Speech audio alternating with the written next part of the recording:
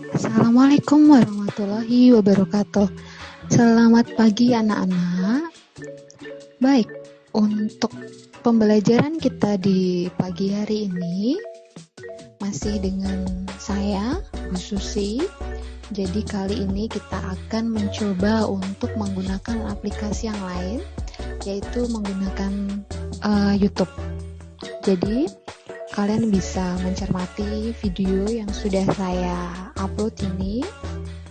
Kalian bisa bergabung dengan teman kalau misal perangkat yang digunakan hanya beberapa. Jadi silakan kalian bisa mencermati video yang akan Ibu sampaikan tentang teks biografi. Nah, jadi di pertemuan minggu lalu kita sudah membicarakan tentang teks biografi. Nah, pertemuan minggu ini kita akan menganalisis apa? Jadi kita akan menganalisis kaidah-kaidah yang ada pada teks biografi. Nah, sebelum itu kita akan kembali ke definisi dulu seperti yang sudah kita bahas di minggu kemarin. Jadi yang pertama kita akan mempelajari tentang definisi atau pengertiannya serta jenis-jenisnya. Kemudian yang kedua, aspek yang dapat diteladani. Jadi apa saja yang bisa kita petik, apa saja yang bisa kita teladani dari sebuah biografi. Yang ketiga, pengungkapan kembali keteladanan tokoh dalam teks biografi. Yang keempat, ada analisis aspek makna dan kebahasaan dalam teks biografi. Kemudian yang selanjutnya ada cerita kembali isi teks biografi. Nah, untuk poin yang ketiga dan keempat, pengungkapan kembali keteladanan tokoh dan menceritakan kembali isi teks biografi ini merupakan satu kesatuan. Nah, jadi ini nanti berkelanjutan. Ini aspek yang ketiga berkelanjutan dengan aspek yang keempat. Jadi ini ada hubungannya. Hubungannya seperti apa nanti bisa kita pahami. Nah, yang pertama kemarin sudah kita bahas mengenai pengertian teks biografi. Jadi sedikit Ibu ulas bahwa teks biografi itu merupakan teks yang mengisahkan tokoh atau pelaku, kemudian peristiwa dan masalah yang dihadapi oleh seseorang.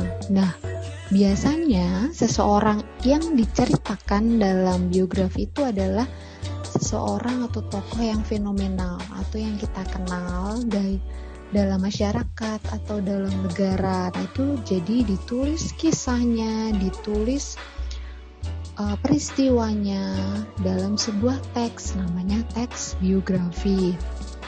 Nah, teks biografi ini juga berisi paparan kehidupan sejak tokoh tersebut masih kecil sampai tua, bahkan ada yang sampai saat beliaunya itu sudah meninggal. Nah, dalam teks biografi ini juga dijelaskan tentang semua jasa. Jadi apabila tokoh tersebut memiliki jasa, jadi dijelaskan jasa-jasanya apa saja. Kemudian kalau memiliki karya, hasil karyanya apa saja itu dijabarkan.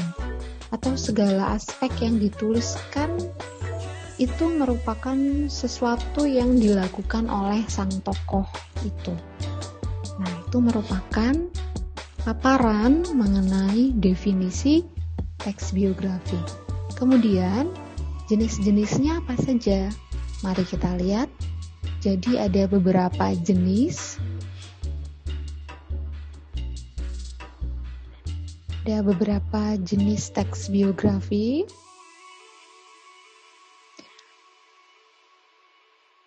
Yang pertama adalah berdasarkan sisi penulis. Yang kedua berdasarkan izin penulisan. Yang ketiga berdasarkan isinya. Yang keempat berdasarkan persoalan yang dibahas.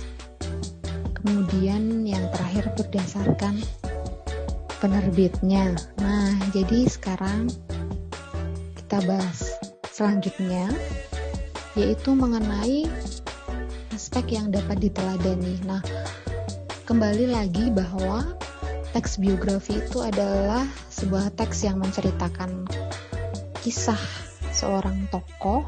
Jadi kisah tersebut dapat kita petik manfaatnya, bisa kita petik keteladanannya. Nah, itu jadi bagaimana caranya kita dapat meneladani aspek dari teks biografi. Caranya yang pertama yaitu dengan mengidentifikasi peristiwa dalam biografi itu. Seperti yang sudah Ibu sampaikan di awal bahwa dalam teks biografi itu berisi paparan kehidupan, semua jasa seseorang, karyanya seseorang, kemudian pokoknya segala aspek yang dilakukan oleh sang tokoh biasanya itu ditulis.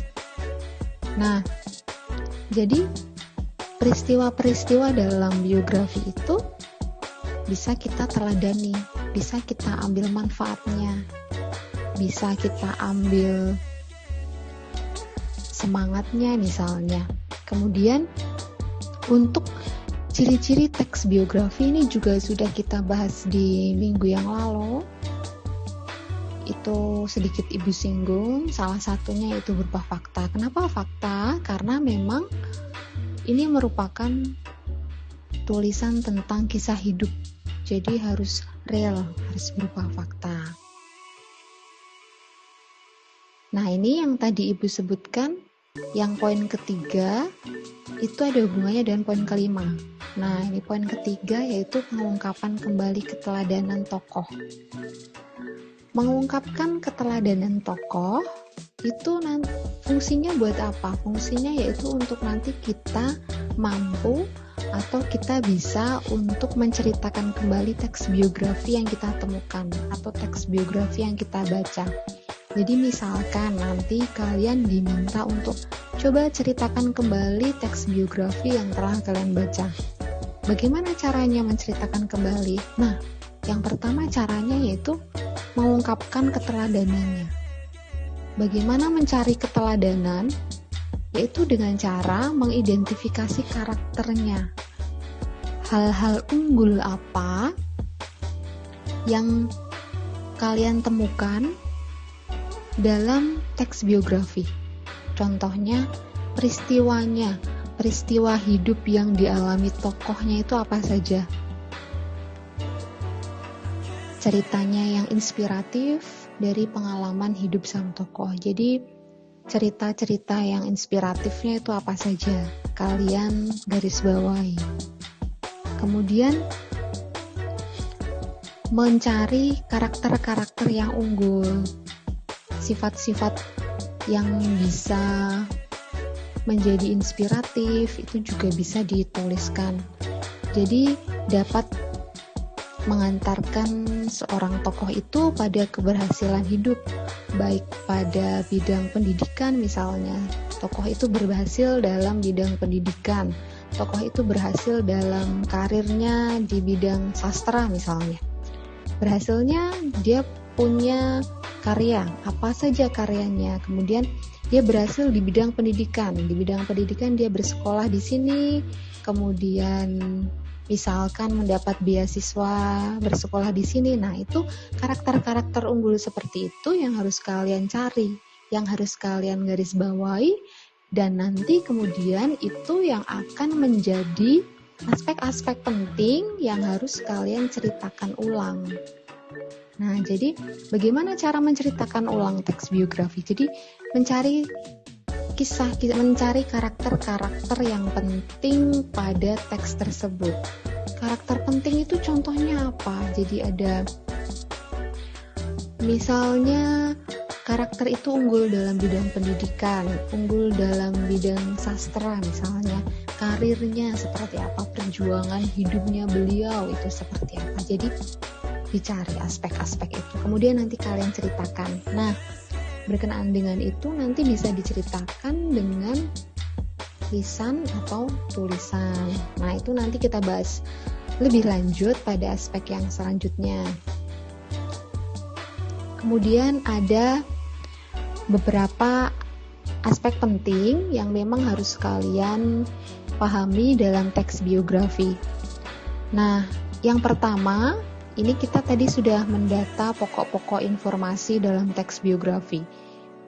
Sebelumnya sudah saya jelaskan pokok-pokok informasinya apa. Jadi, informasi-informasi yang penting, informasi-informasi yang unggul, yang inspiratif, yang bisa kalian ambil teladannya, itu merupakan informasi yang penting dalam teks biografi. Selanjutnya, menentukan pola penyajian karakter unggul tokoh. Nah, jadi itu bisa disajikan dalam narasi atau ditulis secara narasi, kemudian ada bisa ditulis eksposisi juga bisa. Jadi penyajiannya itu penyajian teks biografi karakter unggulnya itu berbeda-beda, bisa narasi misalnya, bisa ditulis secara narasi, eksposisi juga bisa kalian tulis kalau memang nanti diminta untuk menuliskan atau menceritakan kembali secara tulisan. Nah, kemudian yang selanjutnya mengidentifikasi kaidah bahasa dalam teks biografi. Jadi, apa saja kaidah-kaidah bahasa yang ada dalam teks biografi? Nah, kaidah kebahasaan atau kaidah bahasa dalam teks biografi itu ada beberapa. Yang pertama itu ada kata hubung. Yang kedua ada rujukan kata atau pronomina. Yang ketiga kata sifat. Kemudian yang terakhir ada waktu, aktivitas, dan tempat. Nah, kita bahas satu persatu. Yang pertama adalah kata hubung.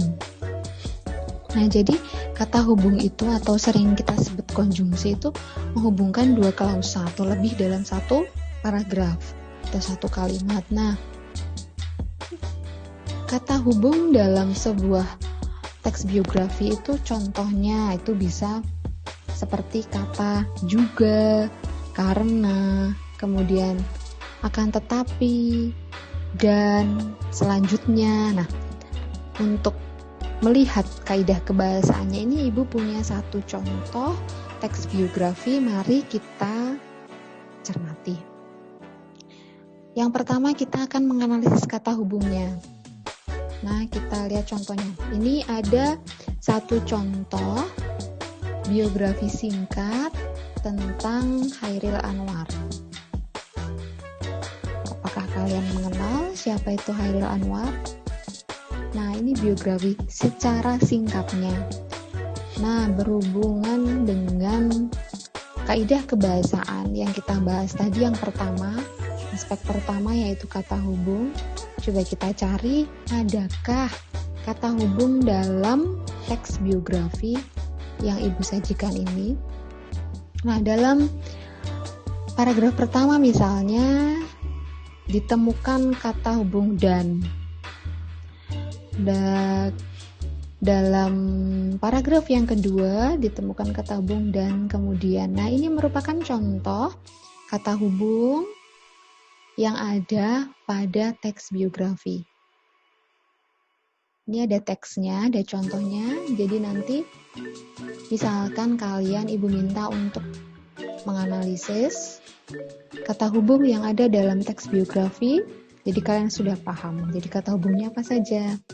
Jadi contohnya kalau di sini ada kata dan, kemudian dan kemudian. Itu salah satu contoh kata hubung. Kemudian yang kedua, aspeknya selain kata hubung apa? Selanjutnya yaitu kata rujukan kata atau pronomina.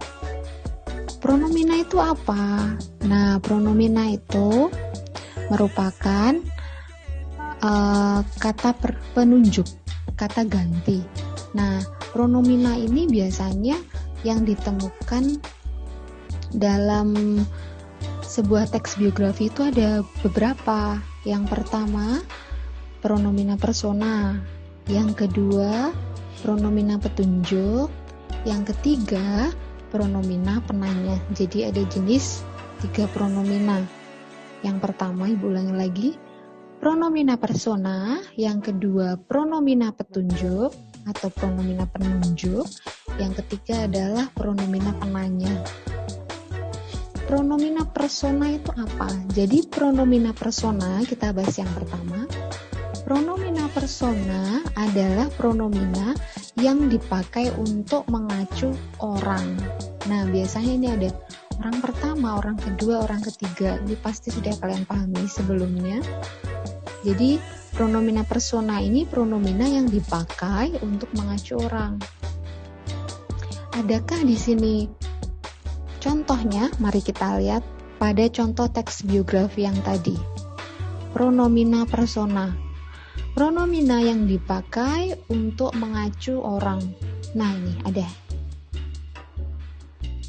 Namanya. Kemudian ada lagi beliau. Dua kata ini merupakan contoh pronomina yang mengacu pada seseorang. Siapa orangnya? Chairil Anwar. Nah, ini merupakan contoh dari pronomina persona. Ini ada, di sini kita menemukan namanya dan beliau. Nah, ini merupakan pronomina persona keberapa? Pronomina persona ketiga. Atau kata ganti yang menunjuk orang yang dibicarakan. Yang dibicarakan siapa? Chairil Anwar. Karena ini menggunakan namanya dan menggunakan beliau, jadi merupakan pronomina ketiga. Tunggal. Jangan lupa, pronomina ketiga itu ada tunggal dan jamak. Kalau tunggal itu biasanya juga bisa ditemukan seperti kata ia, dia, beliau. Nah, kalau yang di sini kita temukan yaitu kata beliau. Jadi ini merupakan contoh pronomina persona ketiga, tunggal. Nih. Kemudian ini, namanya. Kata ini menunjuk atau mengacu pada seseorang yang dibicarakan. Karena ini menggunakan akhiran menggunakan namanya, jadi merupakan pronomina ketiga jamak. Begitu. Namanya karena ini maksud saya merupakan pronomina persona tunggal. Jadi dua-duanya ini merupakan pronomina persona tunggal, namanya dan beliau. Nah, ini merujuk pada seseorang yaitu Chairil Anwar. Jadi saya ulangi sekali lagi. Di sini kita temukan dua contoh pronomina persona ketiga yang merujuk pada Chairil Anwar, yaitu kata namanya dan beliau. Ini merupakan contoh pronomina ketiga tunggal.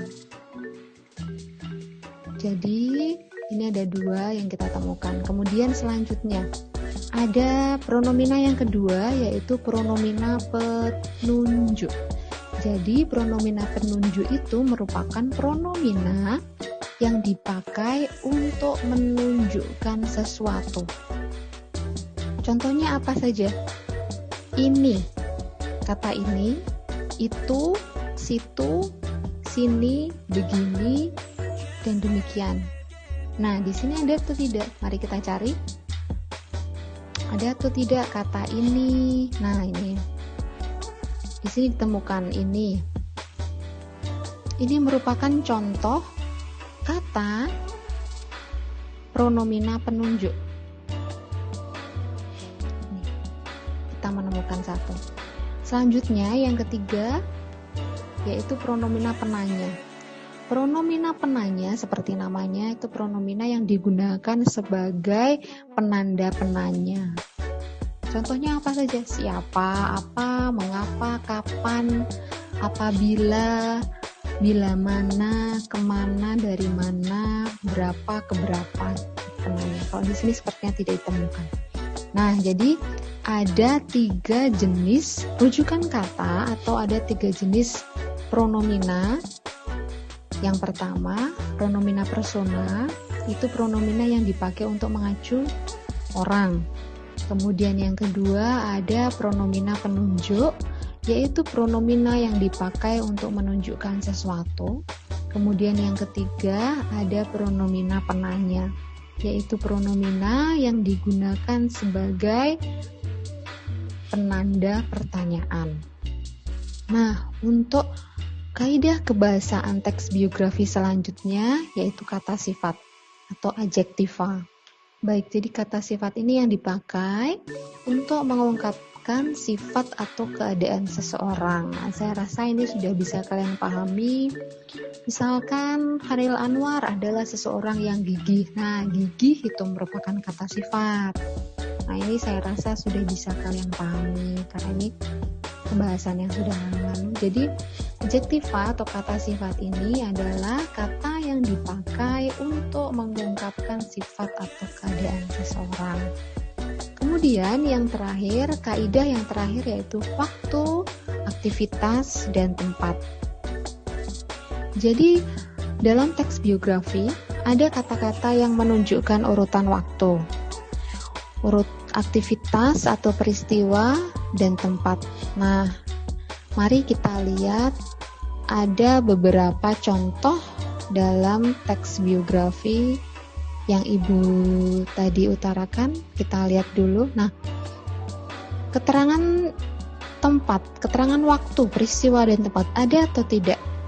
Pasti ada. Nah, waktunya kita cari keterangan waktu. Di sini ada lahir di mana, di Medan, tanggal berapa.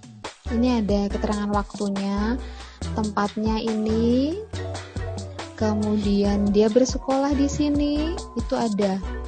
Itu namanya keterangan waktu, keterangan tempat, dan aktivitas.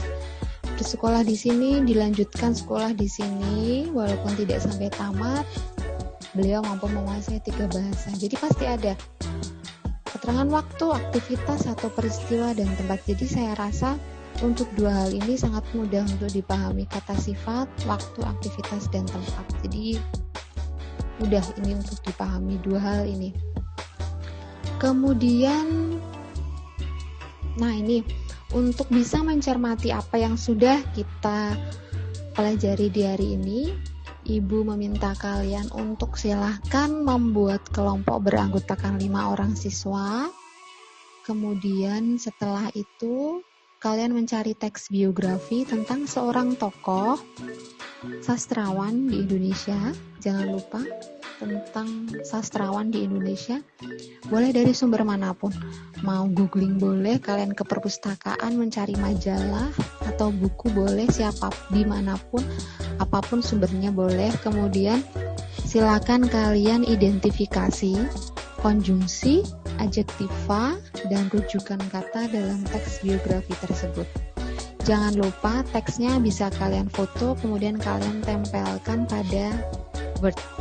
Di bawahnya baru kalian identifikasi. Kalau kalian hanya mengidentifikasi, nanti saya tidak tahu teksnya seperti apa. Jadi jangan lupa kalian foto teksnya atau kalian capture kalau memang kalian mencari di Google, kemudian kalian tempelkan di Word. Setelah itu bawahnya baru kalian identifikasi.